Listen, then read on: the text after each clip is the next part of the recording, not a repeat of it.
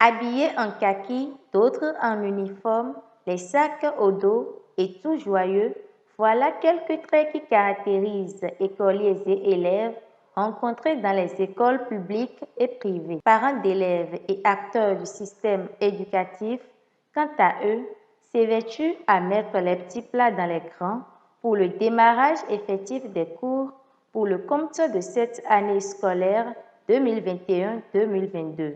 À cet effet, ils se sont exprimés à notre micro sur les dispositions sanitaires prises en cette période secouée par la COVID-19 afin de limiter le risque de propagation du mal. Sarat Ali Babio, épouse Moussa, directrice du collège d'enseignement général Le Plateau. À cette rentrée, nous avons essayé de prendre certaines dispositions telles que le dispositif de lave-main que nous avons mis à tous les coins de la maison, de l'établissement. Nous avons aussi exigé le port systématique de masques par nos apprenants et nous continuons toujours la sensibilisation, aussi bien au niveau des enseignants que des apprenants par rapport au port de masques et au lavage des mains. Et nous avons doté les bureaux de gel hydroalcoolique.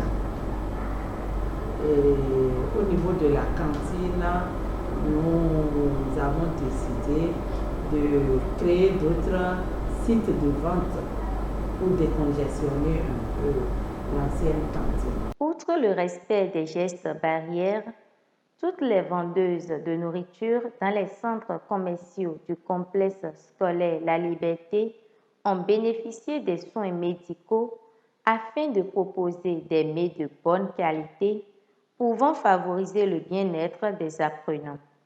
Victor Padonou, directeur du collège La Liberté. Dans toutes les écoles du Bénin, il y a la règle. Les vendeuses doivent faire une visite médicale obligatoire. Nous avons fait ce point-là la semaine dernière avec les vendeuses. Et ça, là, c'est une obligation. Et tout à l'heure, j'ai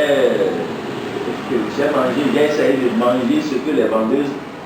Nous mangeons souvent pour voir la qualité de ce qu'elles mettent à la disposition de nos enfants. C'est ça qui nous permet, nous, d'apprécier leur activité chez nous. Et puis de l'autre côté, il y a leur propriété. Nous payons à cela. J'ai eu une rencontre avec toutes les vendeuses et nous avons présenté les règles du jeu. C'est clair ça. C'est clair parce que nous sommes dans un centre d'éducation, nous avons des centaines d'apprenants. Ce qu'ils mangent, on dit souvent ce qui entre dans le ventre là, c'est compliqué après, quand ce n'est pas bien fait. Donc nous veillons à cela. Ces différentes autorités n'ont pas manqué de laisser un message d'encouragement et d'autres souhaits à l'endroit des enseignés.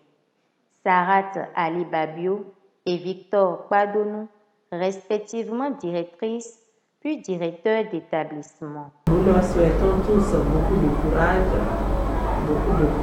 parce que la tâche n'est pas facile et c'est 9 mois de sacrifice et nous souhaitons que ces 9 mois de sacrifice soient couronnés de succès. Ce que nous faisons aussi, c'est de motiver ceux qui travaillent, surtout pour les examens.